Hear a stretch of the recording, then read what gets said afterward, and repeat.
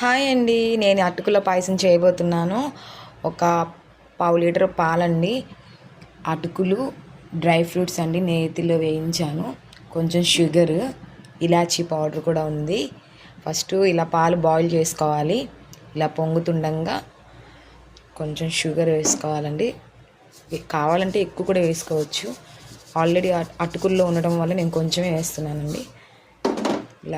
ఇలా మిక్స్ చేస్తూ ఉండాలి. షుగర్ వేసిన తర్వాత, షుగర్ వేసుకున్న తర్వాత మిక్స్ చేసిన తర్వాత ఇలాచీ పౌడర్ అండి, ఇలాచీ పౌడర్ వేసుకున్న తర్వాత మిక్స్ చేసుకోవాలండి. ఇప్పుడు అటుకులు వేసుకోవాలి. అటుకులు వేసుకున్న తర్వాత ఇలా బాగా మిక్స్ చేసేయాలండి. ఇలా బాగా అటుకులు వేసిన తర్వాత మిక్స్ చేయాలి బాగా. ఇప్పుడు డ్రై ఫ్రూట్స్ వేసుకోవాలండి. ఇప్పుడు మిక్స్ చేయాలి. టేస్టీ అటుకుల పాయసం రెడీ. సూపర్గా ఉంటుందండి.